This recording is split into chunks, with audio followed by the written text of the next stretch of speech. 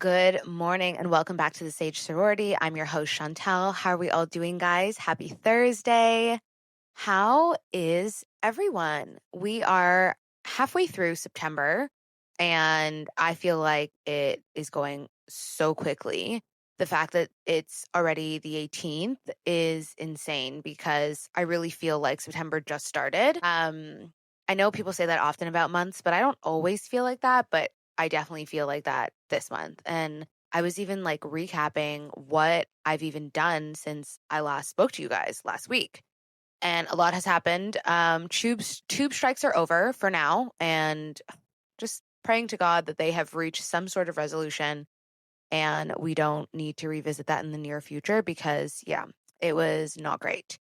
I've just been staying low key. The weather's still a bit weird. I have been really on my working out shit, like really trying to get back into it now that the weather has cooled down. Social life has kind of mellowed out, kind of not really. It's a lot easier for me to stay on track with the workouts. I don't know if you guys are on TikTok or if you are really on TikTok like that, but there is a DJ by the name of DJ AG, and he kind of just like really popped off from TikTok. He used to go live all the time. He still does, actually. He goes live in Brixton and in King's Cross, and he grew like a massive following. And he's had celebrities like Craig David, Sierra, Gigs, Stormzy, like everyone has been there. And it's just been this London lore that's been so nice to watch. Anyways, long story short, he DJ'd at Soho House the other night, and I went with a few friends. It was so much fun. I haven't danced like that in such a long time. It was so good. Proper dancing when you're sweaty and having a great time. And everyone in the crowd was having a great time. It was such a fun night. And then the next day, I had to wake up slightly sluggish and watch one of my friends get married. And it was so beautiful. We went to a town hall just in South London. And it's definitely different than a lot of the other town halls because most town halls, like, it's kind of just the building. You're in and out for 20 minutes versus this one is a little bit bigger. So you're able to do it outside if you want to. They also have like a little gazebo outside that you're able to do like a Prosecco toast. Most of the other town halls in London, if you're thinking of like the really popular ones on TikTok, like Islington or Marylebone or Chelsea, they don't really offer that. It's kind of just you go in for your civil wedding, you take pictures, and then you leave. But this was gorgeous. It was at Morden Town Hall for anyone who's interested, and it was so nice. Of course I cried. Oh my God. I like heard the bridal entry music. They were entering together and it was Alicia Keys, If I Ain't Got You. And like I immediately got teary eyed and I turned around to one of my friends and I was like, I'm already emotional and nothing's even happened yet. It was so funny. But we all had an amazing time. It was beautiful to watch their union. And yeah, that was my Sunday. And I'm just here low key. Obviously, this comes out on Thursday. And just know that Thursday morning, I am fighting for my life to get Ariana Grande tickets. My queen is finally back on tour. When I say I am so excited, it's truly an understatement. She is my queen. I stan. This is my Super Bowl. Like, I am so fucking excited for her to come to London. She doesn't have like a ton of global dates because I was even saying, okay, if I don't get London tickets, which I know I will, where else would I be willing to travel to? She's got, I think, some shows in Boston and she's got some shows in New York, and that's it. She's also not going to Toronto, but she's got 2 or 3 days in Montreal. Like, I don't know if maybe what I saw was only a clip, like a short form of her dates, but I found that kind of weird. Especially like the 2 or 3 dates in Montreal, but none in Toronto and none in Vancouver, which sometimes stars like to go to Vancouver because it's really easy to get to from LA and everyone goes to LA anyways. So yeah, and she's not going to LA, she's going to Oakland. I don't know. I don't know what's going on, but you guys, she is in London for 2 fucking weeks. Like absolute madness. I thought Beyonce doing 5 or 6 shows for Cowboy Carter was like mega status, which it is because Beyonce did those shows at Tottenham, which is way bigger than the O2, which is where Ariana Grande is doing hers. I think she also added in so many dates because she's not doing any other UK shows. She's not doing any other European shows from what I've seen. For those of you that kind of remember, years ago, there was a terrorist attack at her show that was crazy sad. That was just awful and horrendous. And I don't see any other European shows. So obviously everyone's going to come to London. She's literally in town for 2 weeks. I think there's 10 shows. I don't think I've ever seen a celebrity or performer perform that many shows in the same place. That's it. There's no other city that has that many shows. So obviously I'm gassed. I'm going to get one of these shows and one of these tickets. I think this is the first concert I'm going to go to by myself. Like, I'm not messaging anyone. I'm not begging anyone to come with me. Like, I literally don't care. I am going to purchase one ticket and one ticket only. If I don't get tickets today, I will get them on after sale. I really don't care. Pre-sale was yesterday, which I missed. I'm really excited. I know that no matter what, the shows are next year. Like, they literally start end of August and go all the way till September 1st. So I will get a ticket. I'm not worried about this. I will see Ariana Grande. I'm so excited. She has not gone on tour since, I think, before Sweetener. Like, she took a break from tour and then she dropped music like during COVID and lockdown. And then obviously she was part of Wicked. So that's like a huge other delay. And yeah, I think we are probably like 3 albums out from her last tour. So obviously this is The Art of the Eternal Sunshine. I think that's the album name. Don't kill me. But I can't wait to see her perform all the other fucking bangers that she has dropped in like the last 5 years. When I say I'm so excited, I know I already said it, but I am so excited. I cannot wait to see the Queen in London. Oh my gosh. Anyways, highlight of my week. Literally cannot wait. And yeah, if you're listening to this on Thursday morning, just send me good vibes. The Queen is coming to London and I'm so excited. But anyways, that is not what today's episode is about. You guys, I think it's really important to be interesting. And that doesn't mean being fake or inauthentic. And that doesn't mean like, oh, I've traveled 40 plus countries and it's not someone who's like, quote unquote, the life of the party. That's not what being interesting is about. And I think we all want to be seen as relatively interesting, but I want to emphasize that interesting isn't about being loud or having necessarily the best stories or going viral on social media or having a lot of followers. It's truly none of that. It is about cultivating a life and a mind that has layers.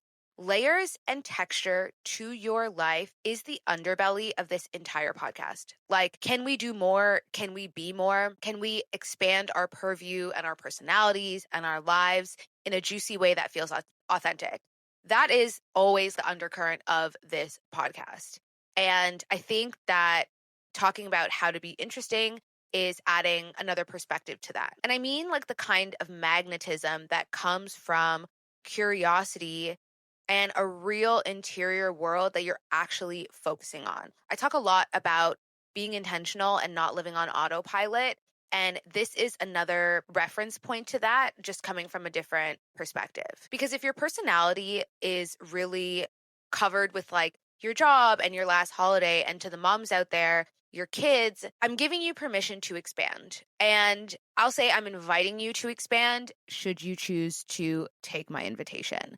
The most compelling people I know are not the loudest or even the most online, truly, but they are people who notice things, they surprise you, they have taste, they maybe read oddly specific things or have different niche interests. Maybe they can tell you where to get the most excellent martini in your city, or maybe they can tell you where to get the best dim sum on the Western Hemisphere. Whatever. Maybe they have a funny little anecdote about perfume or beauty or work or whatever. I will explain more as the episode goes on. And it's not about being performative or about putting on a performance. I also want to emphasize that it is just about attention, and dare I say, like, cultivated attention, paying attention to your own life, not doing things on autopilot, not having a whole week or a whole day and someone's like, what did you do? And you're like, I have no idea. So today, obviously, that's what I want to talk about. A life that really feeds your mind, gives you stories, and sharpens your presence. No pretending, just really genuine cultivation and genuine attention. So yeah, I hope that all of that is like intriguing and enticing. So grab your coffee, your tea, or your water, settle in, and let's get into it.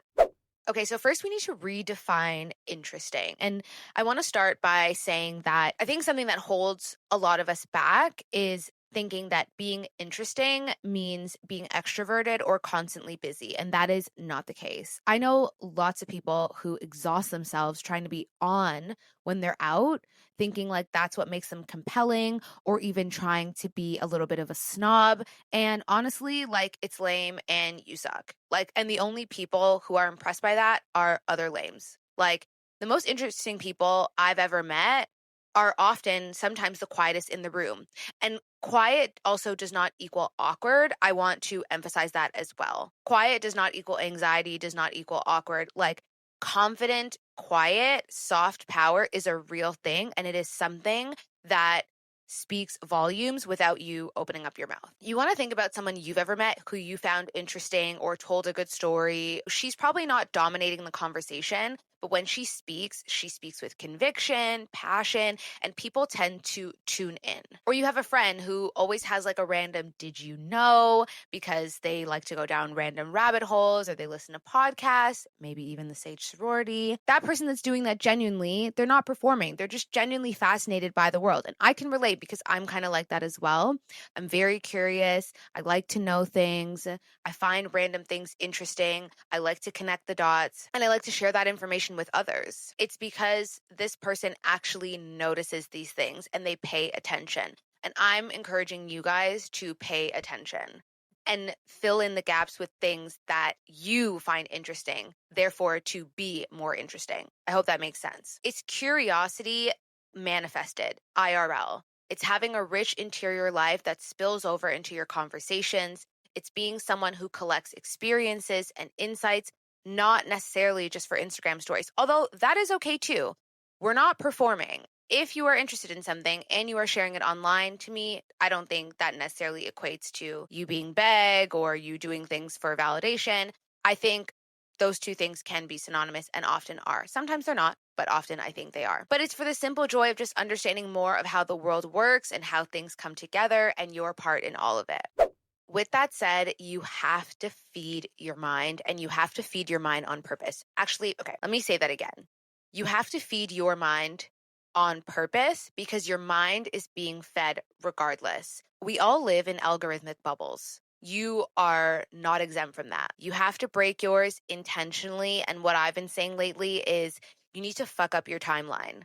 And I mean that in like your own life, not necessarily online, although that is important as well. How can you throw a wrench, a positive wrench in your own timeline? This also ties in with like manifestation and quantum jumping and all that kind of stuff. And that's not what this episode is about, but it is worth mentioning. Diversify, diversify, diversify your inputs. This is key to being more interesting and really stretching your brain. Most people read the same type of books, listen to the same type of podcasts that confirm what we already think, follow people who share our exact worldview. But to truly be interesting, you have to step outside things. You have to be able to maybe agree to disagree, listen to someone that has a differing opinion than you. And I say this with a grain of salt because I know that this is often pushed down people's throats when it comes to the isms in life, you know, the racism, the sexism, things like that. And put that aside because I think there is a balance of doing that and also not absorbing someone's hatred. But if you can separate it from that, we can also just talk about general things that we have differing views on. Like, maybe your friend really loves a pear-shaped diamond as an engagement ring and you are team cushion. Like, it doesn't always have to be the most intense opinion, but you want to hear someone's differing worldview. Sameness gets boring. I'm encouraging you to deliberately seek out information that challenges you, surprises you, or teaches you something that's completely out of your general wheelhouse. The easiest way to do that, I'm going to be honest, is the scrolling, your TikToks, and your Instagrams, especially on TikTok. If you're fed something that maybe you don't agree with, watch the whole video. Like, instead of being like, yeah, I'm not feeling this, just force yourself to watch the entire video. And at the end of the video, if you're like, yeah, I just don't agree with that, that's cool. But now you know someone else's perspective, and now you know maybe the opposite perspective of yours, and how do you counter that with the way you feel, and how do you rationalize that? This expands your mind so much and reduces like cognitive dissonance. I really believe so. Another easy way is reading. You guys know I'm going to talk about reading all the time from the highest rooftop because I will die on this hill.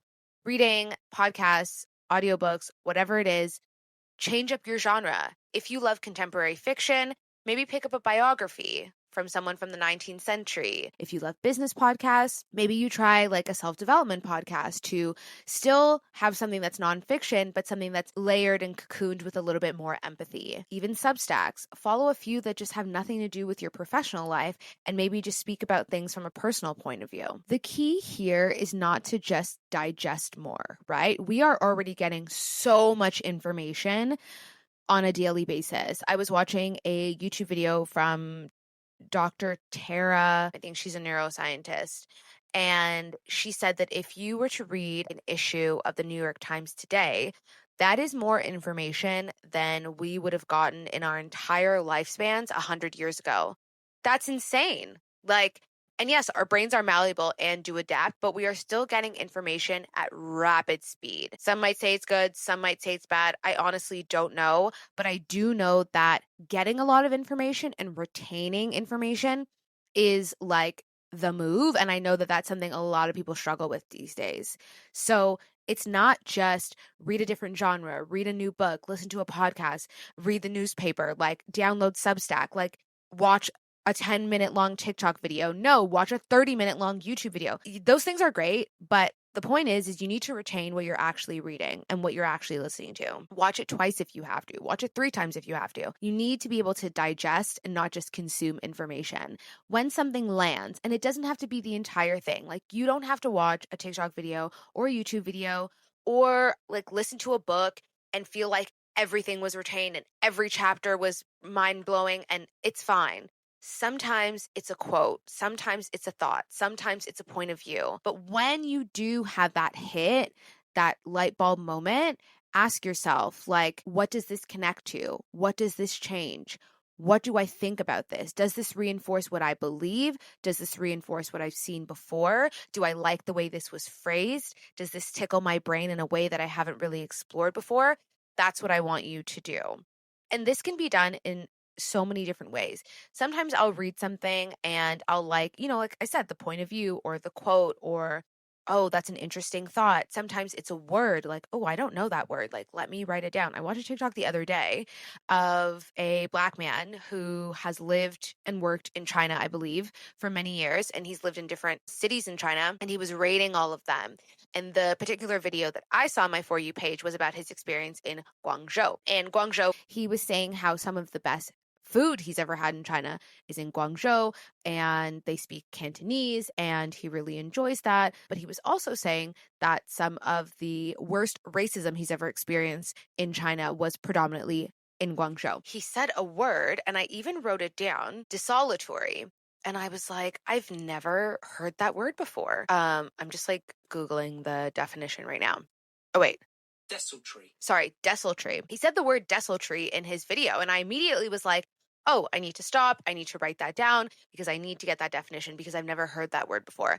For anyone who cares, it just means lacking a clear plan, purpose, or enthusiasm, resulting in something that is disconnected, unmethodical, or haphazard.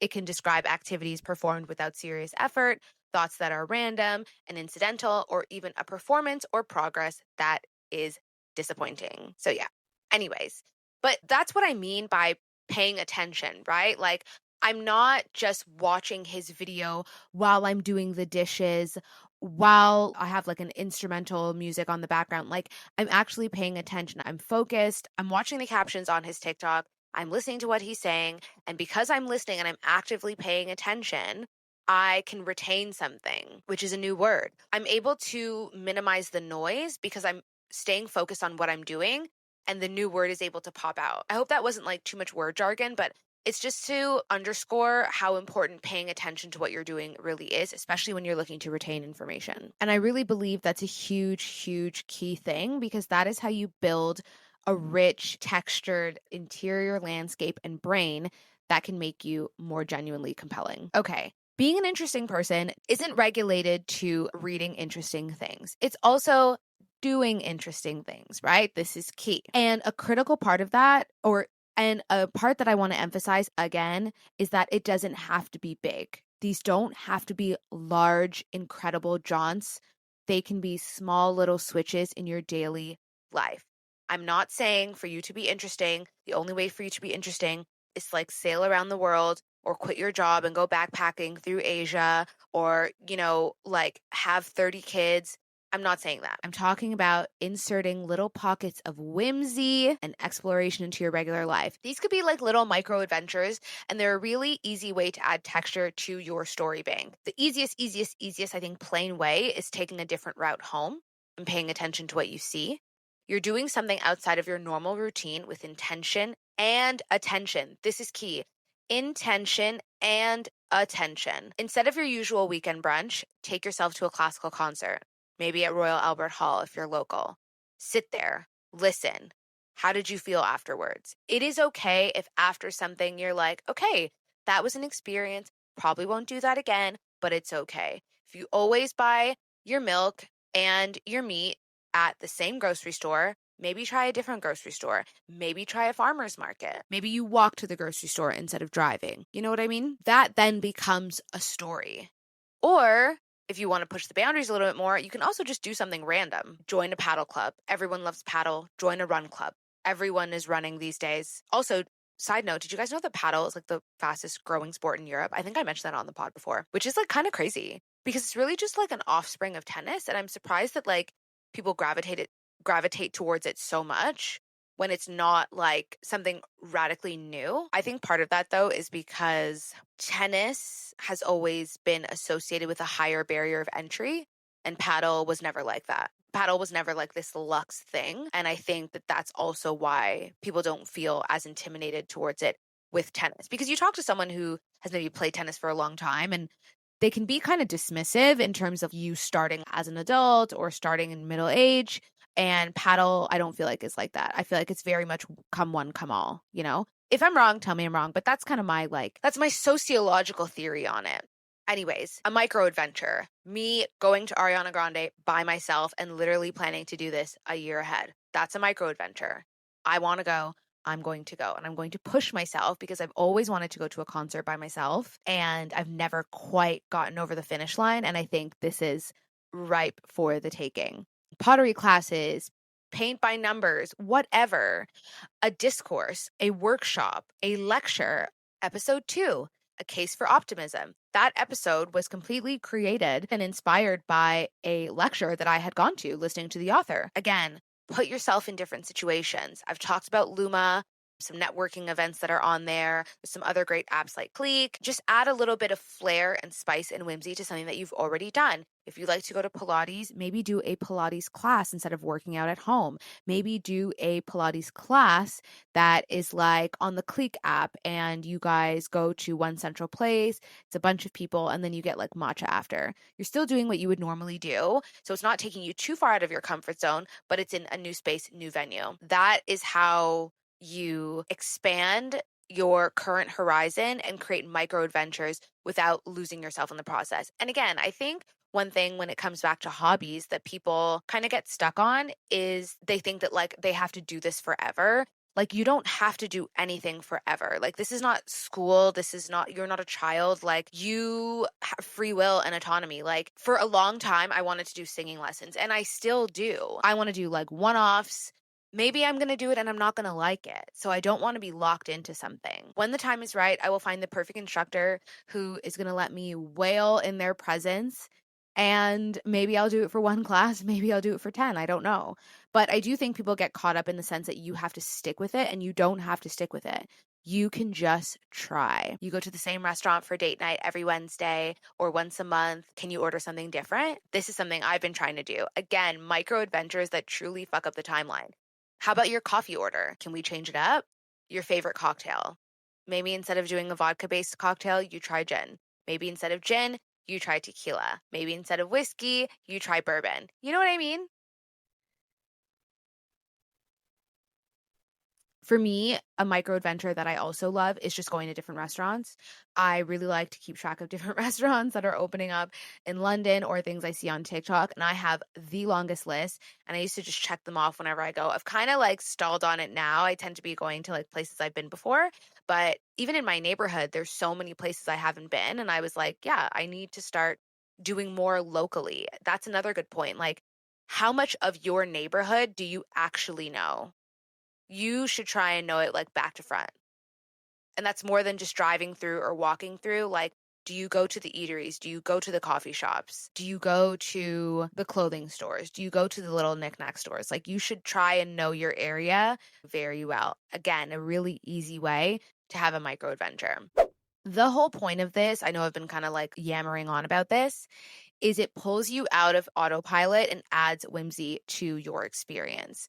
Most of us, honestly, me included, spend our weeks on such predictable patterns that you just stop noticing things because we are just wired that way. You stop noticing things because you're doing the same thing over and over again. And I'm not saying that's bad because that has its own value. We commute the same way. We eat at the same places. We have the same conversations. This is a big one, especially for women. But when you deliberately throw a loop into your timeline, even a small one, suddenly it wakes you up again. It's like a splash of cold water for your system. You're noticing things. You're having experiences worth sharing. Instead of wearing black all the time, can we put some brown in there? Can we put some navy?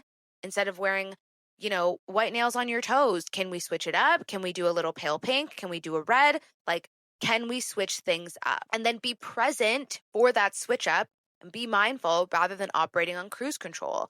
That is how you become magnetic. People can sense when you are truly engaged with life versus going through the motions. One of the best compliments I've ever received, and I've received quite a bit, not to shoot my own horn, is that I'm very sensual and I engage with senses in my life. And it's something I've never put into words for myself, but as soon as it was said, I was like, you're absolutely right. I love to tap in and be present for the way things feel, touch, smell. Like, I love those things. Where I am, looking up, breathing fresh air. Like, I don't take those things for granted at all. And I do try and always kind of like tune in as much as I can because, again, I'm human, I'm fallible, and I'm liable to just be on autopilot like everyone else. But there is truly a palpable energy, and I can't stress this enough, that comes from someone who's actively curious about the world around them, their inner world, your world, and things around them. It is so real. So like I said, try a different route home, stop somewhere you've never been, order something you can't pronounce, strike up a conversation with someone you wouldn't normally talk to. And this can be small, right? This can be like you are going to get coffee or you're going to the grocery store and someone says hi and you say, hi, how are you doing? Like, I do that often. And believe me, there are lots of times where people just ignore me. People don't hear. They just are waiting for me to finish that so that I can proceed with my order or whatever. And sometimes I'll double down and repeat it like, hi, how are you? And then you immediately, no joke, you see their shoulders drop. Sometimes they'll smile, but you see like a calmness come over them. It's just like, yeah, like I'm here, you're here. This is the only moment that exists. Like, hi, how are you doing? I'm not saying let's have a full-fledged conversation at the cash desk. Like, I'm not doing that. But it's like, hey, how are you? I'm good. How are you? Like, I'm telling you, it creates ripples. I want you to notice how it feels to slightly be off your usual script. I hope that makes sense. Another reason why we get into this trap is because we fall into very specific roles, right? Some given, some forced upon, but it is what it is. Partners, boyfriend, girlfriend, husband, wives, children, work, beautiful and demanding. But who are you outside of these things? Something I've been really mulling over, I would say maybe the last month, is who am I outside of the roles, outside of the labels? It is a really good question to explore and just see what comes up for you. If that question feels empty, don't shame yourself. That's just data for you to operate and move forward with. Obviously, kids and partners and jobs take up a huge part of our day. That is the way it works. And frankly, they also deserve that. Your partners deserve your time and love and attention. So do your children and so does your work. But you have to ask yourself, who are you without those things? Not like as a lifestyle declaration, but maybe just as like a little bit of an inquiry. The question isn't about abandoning your responsibilities. It's more about rediscovering like your axis, the interior life that orients everything about your choices, your friendships, and how you show up in the world. When you know a piece of yourself that exists outside of those labels and roles, you immediately become more interesting to yourself and others. And that is how you protect your emotional sovereignty, your emotional autonomy, your emotional freedom. And you guys know how I feel about those big words on this podcast. That is like the thesis and the axis and the North Star of my life. Of my life. If you strip away the people you care for and the roles that you perform, who's left to have dinner with? It's not selfish. It's truly like survival. Like identity is a muscle. If you don't use it, it atrophies, right? Now, if you don't care to be more than those labels, then this is not going to resonate. And that's okay. Like I always say with you guys, I'm in the trenches with you. I'm also human and I'm also figuring out life each day at a time. Again, I'm going to reference my favorite Oscar Wilde quote.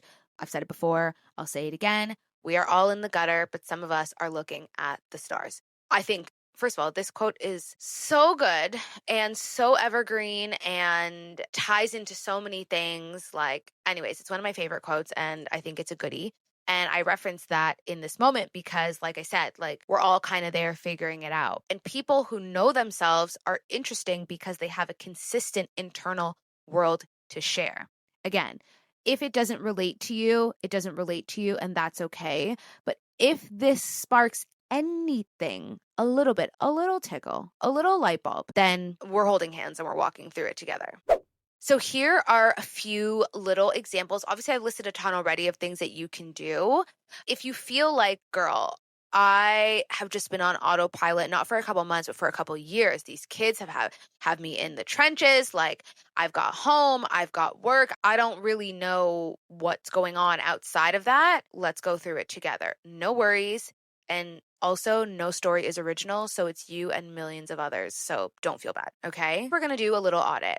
30 minutes of your time. Don't tell me you don't have 30 minutes because I know most of you scroll on your phone for longer than that. No phone, just set an alarm and tell me or list out all of the things you would do, like all of the things you would do today, not a dream day, but all of the things you would do today if no schedule existed. Like no one's schedule mattered and no schedule existed. Like your kid's schedule didn't exist. Your partner's schedule didn't exist. Your schedule didn't exist. Like just imagine none of that mattered. What would you do? And keep it simple. Like it doesn't have to be some outlandish thing that you would never do otherwise, unless that's what you generally do. But usually people don't stray too far out of their normal boxes. Would you read? Would you wander? Would you do something random? Would you clean? List out everything. Okay, maybe it might not take you 30 minutes. Maybe it will, because it might be hard for you to get in that mindset. And then you're going to take two of those things and you're going to schedule one of them for the coming week and schedule one for the week after. You are going to take what you would do on no schedule and now fix it into a schedule in your life. Then you're going to block 90 minutes this weekend as your time. Find it. Babysitter, friend, cousin. This is me time. No partner, no kid, no work. This is not 90 minutes for you to do work. This is not 90 minutes for you to clean. Treat it like a very important meeting. Treat it like an investor call. Treat it like your boss wants to talk to you for 90 minutes. You would be on, ready, Zoom. You would be on, dressed at work. You know, you would not be checking your phone. You would not be doing any of that because this is very important. Treat it like an important meeting because it absolutely is. Next, you're going to journal. So this is for my journal girlies. You're going to have two columns. I used to and I might. So one column, you're going to list all the things you used to do that you loved. Maybe reading at night, hobbies, places, cocktails you had, food you used to eat, whatever. All the things you used to do that you love that you don't do anymore. On the next column, you're going to pick things you've always thought I might try one day. You know, like, oh, I always said I would like to go to play flag football one day at the Common. I always said I'd like to take a hip hop class. I always said I'd like to go to a university lecture. I always said I'd love to join a book club. Put all those things in the other column, and you're going to pick one from each column, and you're going to weave them into your life between now and the end of the year. Fourth, you should have known this was coming, solo date. You guys know I'm a big fan of doing things by yourself. Solo date. Doesn't have to be a day. Can just be a few hours, maybe between school drop off and school pickup. Can be some early morning time in your house that maybe everyone's still asleep. So you're like, you know what? I can't leave my house because I have to leave with my kids. And if I leave with my kids, there's no such thing as solo. I get it. But maybe you're going to go to bed early that night and you're going to wake up early and you are going to make yourself the nicest breakfast, the same type of breakfast that you would order if you were out with your girls at a beautiful French brasserie on a Saturday sipping mimosas. That's what you're going to do for yourself. Maybe you're not going to have the mimosas because you know the kids are going to wake up very soon, but you're going to have good orange juice. You're just going to sit ideally in front of a window, even if it's cold, just in front of the window so that light can hit you. I'm all about rebalancing your circadian rhythm, and you're just going to enjoy it. Like, you're not going to eat and scroll. You're just going to sit, enjoy, and think about how this makes you feel. All the things. Maybe you feel relieved. Maybe you feel at ease. Maybe you're like, damn, I want to start every morning like this. Maybe you feel a bit bored. Maybe you feel a bit uneasy. Maybe you feel a bit anxious. Maybe you feel a bit lonely. Let those feelings come. I always say emotions are like waves. They will come in, but if you give them time, they will go out. The point is to experience. The point is to tap in. The point is to look inward. I hope that this is resonating. It also becomes a story that you can share. So document how you felt, a couple lines in your notes app, in your journal. Again, you're adding texture to your life. You're not changing your life unless you want to. You're adding texture to what's already there. Gorgeous. And then finally, pick 3 words that feel really true for you and do a values check. There is a list on Google. If I can find it linked, then I'll link it in the show notes. But if you Google it, it's like a really popular list of values. I've done this before where you're, I think, supposed to pick only 10. And then from that, you would kind of like rank them. I highly encourage that exercise. I think it can be a really good driving force for your life. And you should do it every few years or so because your life changes, right? Maybe your values when you were 23 look very different at 29, look very different at 35, look very different at 47. It's not about like roles or job titles. It's words like curiosity, steady, loyal, sensual, freedom. Like, you want to check in on your values, save them to your phone, and use them when you're making big decisions, but also use them when you're making smaller ones. That's how you stay tapped in, tuned in, and turned on to your own life. You don't need big blocks of time to make change, I'm telling you. 20 to 30 minutes, 20 to 90 minutes a week, it compounds. Everything you do regularly compounds in your life, good or bad. We know this with investing, right? We know this with saving. It's the same thing. Block this time for yourself, keep it simple, repeat it, and protect it. When you cultivate a life beyond the rules that are imposed on you, the rules that you've chosen for yourself, you produce new inputs. What do new inputs produce? New downloads, new stories, and a steadier emotional core. That means better storytelling, genuine curiosity, magnetism that isn't performative, authenticity that is clear as day, and makes you more interesting. You have to ask better questions. Now, I'm not going to go too much into this because we already touched on this in my dating episode, but it truly applies to all relationships. Interesting people don't just wait to be interesting, and they also make other people feel interesting. And the easiest and the fastest way to do that, other than being present, is to ask better questions. Things like, how was your weekend? What do you do? How's work? It's not that they're bad questions. It's just that, frankly, they're lazy ones. They invite generic answers. Generic answers lead to very forgettable conversations. You want to make people think. Invite them to share something that they actually care about. Invite them to think differently. Instead of what do you do, what's a recent book you read, or what's a recent podcast you listened to, or what's your favorite type of music? Instead of how was your weekend, asked what surprised you recently, or hey, have you heard about XYZ? What do you think? These questions give people permission to be interesting and have interesting thoughts and experiences, because most people do have interesting thoughts and experiences, but they're rarely invited to share them, and they often don't prompt themselves to share them because they don't want to come off as too much, arrogant, or pompous. So when you ask someone their latest obsession or what they've been learning recently, you're essentially saying them and giving them permission that, hey, I think your interior world is interesting and it's worth exploring. And the thing is, guys, is when you're genuinely interested and curious about other people, it also makes you more interesting by extension. People will always remember how you made them feel, right? That's the golden quote. And if you made them feel heard and fascinating, they will associate that feeling to you. It is truly a win-win. The crucial part of this is you actually have to listen to the answers, not just wait for your turn to talk. This is key. You have to actually listen. Listen to retain and to understand, not so you can jump in with your moment to speak. Genuinely absorb what they're saying. Ask follow-up questions. Make connections to things that they've mentioned before. This is all much easier to do when you're not multitasking while you're talking to someone. Put your phone down, put it away, actually listen to what they're saying. Show that you're building a mental file of who they are beyond their job title and relationship status. It's also wildly attractive. In a world where everyone is truly like half distracted by their phones, being able to give someone your full attention is a glorious spot to be in and sets you apart of the crowd. TLDR, be interested to be more interesting. Trust me on this one. And I think that is the perfect place to pause for now. We've talked about curiosity, feeding your mind, adding micro adventures, reconnecting with who you are outside of your roles, and of course, my big one, asking better questions.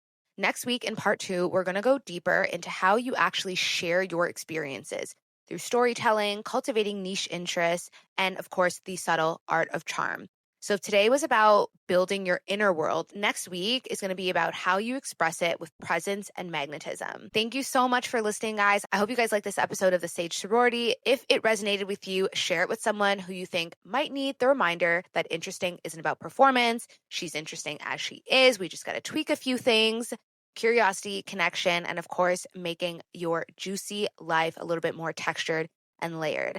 I love you guys so much, and I will talk to you next week for part 2 of how to be interesting. Have a beautiful week and a beautiful weekend. Love you. Bye.